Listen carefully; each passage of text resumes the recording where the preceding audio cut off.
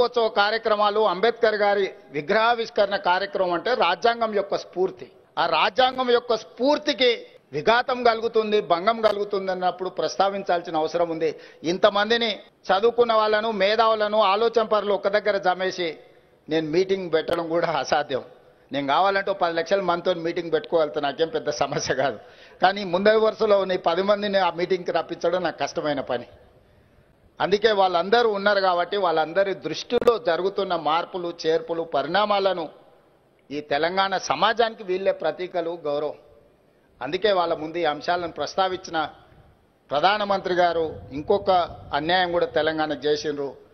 మేము పద్మభూషణ్, పద్మశ్రీ అవార్డుల కోసం కూడా తెలంగాణ సమాజానికి ప్రతీకలైన గద్దర్ గారి పేరు, చుక్కా రామయ్య గారి పేరు, అందశ్రీ పేరు, గోరెటి వెంకన్న పేరు, జయతీర్ తిరుమలరావు గారి పేర్లు, వీటన్నిటినీ రాష్ట్ర ప్రభుత్వం నుంచి మేము ప్రతిపాదన ఇచ్చినాం.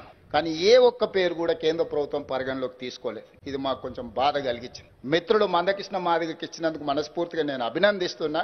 కానీ కేంద్ర ప్రభుత్వం గద్దర్ను, చుక్కా రామయ్య గారిని, జయ జయ హే తెలంగాణ అందించిన అందశ్రీని, గోరెటి వెంకన్నను, జయతీర్ తిరుమలరావు గారిని అసలు పరిగణలోకే తీసుకోకపోవడం అనేది ఇది మన తెలంగాణ సమాజానికి కొంత బాధ కలిగించే అంశము. ఇప్పటికైనా ఈ ప్రాంతం నుంచి కేంద్రంలో ప్రాతినిధ్యం వహిస్తున్న పెద్దలు ఆలోచన చేయాలి. మిత్రుడు కృష్ణమాదిగకి ఇచ్చినందుకు మనస్ఫూర్తిగా అభినందిస్తున్నాం. సమాజంలో ఉండే చాలా రుగ్మతల మీద చాలా సంవత్సరాలుగా పోరాడిండు. కానీ వారితో పాటు ఈ 4-5 పక్క రాష్ట్రంలో 5 ఇచ్చినప్పుడు కనీసం మనకు ఒకటి తక్కువ ఇచ్చిన 4 ఇచ్చినా కూడా ఈ పెద్దలందరికీ గౌరవం దక్కు ఉండేది. నేను తొందరలోనే ప్రధానమంత్రి గారికి లేఖ రాయబోతున్నా. కేంద్ర ప్రభుత్వాలు ఇట్లా మన పట్ల వివక్ష చూపించినప్పుడు మనం ఎక్కడో ఒక దగ్గర మన నిరసన తెలపాల్సిన అవసరం ఉన్నది. ఆ నిరసన ప్రజాస్వామ్యయుతంగా ఉండాలని నేను బలంగా నమ్ముతున్నా. ఈ వేదిక మీద నుంచి మా అసంతృప్తిని కేంద్ర ప్రభుత్వానికి తెలియజేస్తున్నాం.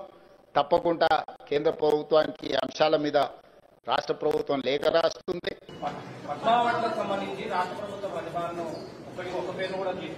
రాష్ట్ర ప్రభుత్వం ప్రతిపాదనలు పంపే సమయంలో ఎవరి పేరు పంపాలో వాళ్ళ పేరు పంపాలి. కేంద్రం ఆలోచిస్తుంది. మీరు పంపిన పేర్లను ఇస్తారా? ఇది అన్ని ఆలోచిస్తారు. పంపేటప్పుడు కూడా జాగ్రత్తగా పంపాలి. మంచి వ్యక్తుల పేరు పంపాలి. వీళ్ళు మంచి వ్యక్తులు కాదంటలే. నేను పద్మశ్రీ అవార్డు వచ్చేటువంటి స్థాయి వ్యక్తులను పంపాలి. పంపిస్తారు. ఎట్టిస్తామన్నా? ఎట్టిస్తాం? గద్దరికి ఎట్టిస్తాం చెప్పండి. ఆయన భావాజాలం ఏంది? ఎంతమంది భారతీయ జనతా పార్టీ కార్యకర్తలను మర్డర్ చేసిన వ్యక్తులు ఆయన ఎట్టిస్తాం? మేము పక్కా అయ్యాం. మా కార్యకర్తలను చంపితే మా కార్యకర్తలను చంపిన కార్యకర్తలను పాటలు పాడిన వ్యక్తి గద్దర్. అనేక మంది పోలీసులను ఎన్కౌంటర్ చేసిన విషయంలో గద్దర్. ఎట్లిస్తాం? మీరు వంశం ఇస్తామేంటి అవార్డ్స్? భయపడే ప్రసక్తి లేదు, వెనుకపోయే ప్రసక్తి లేదు. వందల మంది భారతీయ జనతా పార్టీ కార్యకర్తలు నమ్మిన సిద్ధాంతం కోసం భారత్ మాతా కీ జై అని చెప్పి ఆందోళన చేస్తుంటే నక్సల్స్ భావోద్వేగం గద్దర్ మా కార్యకర్తలు హత్య చేయించిండు. ఎన్ఐఏ వచ్చి ఎంక్వైరీ చేసింది గద్దర్ గారి మీద. అనేక మంది పోలీసులను ఎన్కౌంటర్ పేరుతో మర్డర్ చేసిండు. అటువంటి వ్యక్తిని ఏ విధంగా పంపుతారు ఇవాళ? ఇది ఈ రాష్ట్రము మరి పోయినసారి వచ్చిన ఇప్పుడు కూడా తెలంగాణకు అప్పుడు ఏమన్నారు? మరి అప్పుడు ఈ రాష్ట్రము, ఆ రాష్ట్రము, ఈ ప్రాంతము, ఆ ప్రాంతం అని చెప్పి ఎటువంటి ఆలోచన ఉండదు. ఈ రాష్ట్రానికి ఇవ్వాలి, ఈ రాష్ట్రానికి ఇద్దని ఎక్కడ ఉండదు. ఇవన్నీ మళ్ళీ తెలంగాణ సెంటిమెంట్ ను మీరు రగిలిసిన తెలంగాణ ప్రజలు అన్ని తెలుసు. ఎవరు తెలంగాణ సెంటిమెంట్ తో లాభపడ్డారు, ఎవరు అమాయకులు బలైపోయారు, ఇవాళ ఎవరు లాభపడ్డారు, ఇలా ఎవరి వల్ల తెలంగాణ రాష్ట్రం అభివృద్ధి చెందుతున్నది, ఎవరు నిజమైన తెలంగాణ కోసం ఇవాళ బిల్లును ప్రవేశపెడితే సపోర్ట్ చేశారు, ఎవరి సపోర్ట్, ఏ పార్టీ సపోర్ట్ వల్ల తెలంగాణ రాష్ట్రం వచ్చింది, అన్ని తెలంగాణ ప్రజలు తెలిసి కాబట్టే ఇవాళ నరేంద్ర మోడీ గారి ప్రభుత్వానికి భారతీయ జనతా పార్టీకి తెలంగాణ ప్రజలు మద్దతిస్తారు. తెలంగాణ ఉద్యమంలో గద్దర్ ఉన్నాడా, బండి సంజయ్ ఉన్నాడా? బండి సంజయ్ కంటే ముందు గద్దరు తెలంగాణ కోసం 69 ఉద్యమం కానీ, మన్నటి ఉద్యమంలో కానీ ఊరూరు తిరిగి పాట పాడుతూ తన పాట ద్వారా ఇవాళ దేశంలోనే అణగారిన ప్రజల కోసం పోరాడిన వ్యక్తి, తెలంగాణ ఉద్యమంలో పాటు చేసిన వ్యక్తి.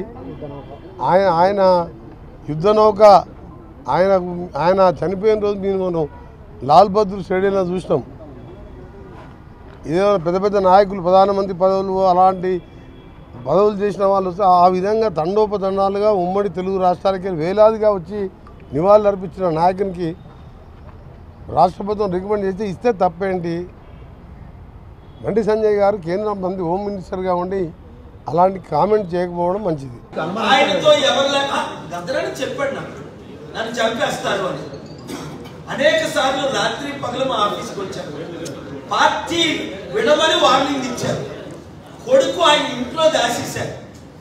కూతురు ఇంకా ఎందుకు ఇన్వెస్టిగేషన్ చేయమనండి, నేను రుజువులు ఇస్తాను, సిబిఐ ఎంక్వైరీ చేయమనండి. అంతకంటే గద్దరన్న లాంటివాడికి పద్మభూషణం కానీ పద్మవిభూషణం కానీ భారతరత్న ఇవ్వలేదు. ఎవరికి ఇచ్చారు? తగలెట్టారు. మందకృష్ణ మాదిక్కిట అంటే మోదీ పార్టీలో చేరినందుకు పద్మభూషణం పద్మవిభూషణం. అప్పుడు కాంగ్రెస్ వాళ్ళు చిరంజీవికి ఇచ్చారు కదా, ఆయన కాంగ్రెస్ పార్టీలో చేరినందుకు.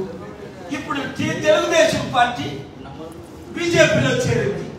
ఆ తెలుగుదేశం పార్టీలో ఎవరికో ఒక ఆయనకి బాలకృష్ణ ఇచ్చారు. అంటే బీజేపీలో చేరిన వాళ్ళకి పద్మభూషణం. ఈడీ రైడ్లు ఉండవు, ఇన్కమ్ ట్యాక్స్ రైడ్లు ఉండవు, ఐటీ రైడ్లు ఉండవు, ఎన్ఫోర్స్మెంట్ డైరెక్టరేట్లు ఉండవు, సిబిఐ ఎంక్వైరీలు ఉండవు. నువ్వు 30,000 కోట్లు కొడితే మాకు 15,000 కోట్లు ఇచ్చేసాయి. మీకు కావాలంటే పద్మభూషణం ఇస్తాం. దొంగలకి గది దొంగలకి దోచుకునే వాళ్ళకి క్రిమినల్ రికార్డు ఉన్న వాళ్ళకి పద్మభూషణం.